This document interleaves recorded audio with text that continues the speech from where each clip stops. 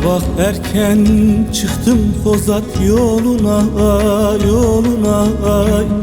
Meteliste bekledim de gelmedi, gelmedi. Kuşlar göçüp gitti kendi yurduna, yurduna. Ben senin yolun gözledim, gelmedi, gelmedi. Ben senin yolun gözledim, gelmedin yar, gelmedin. Kanlı baykuş öter oldu kapımda, kapımda. Yaralarım perde perde sazımda, sazımda. Beni tele düşman ettin sonunda, sonunda.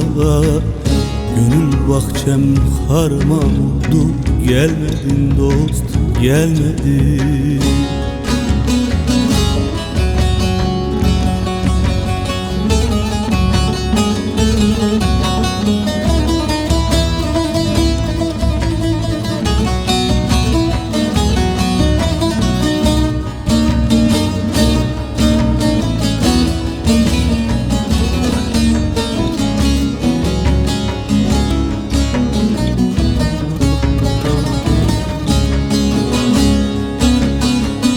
Duydum zülfün çiçek açmış narına, narına.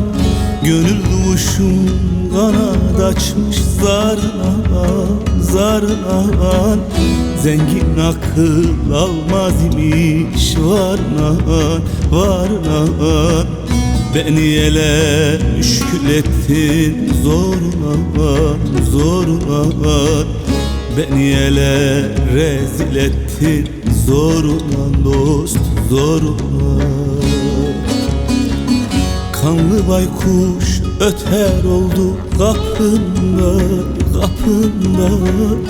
Yaralarım perde perde sazımda, sazımda.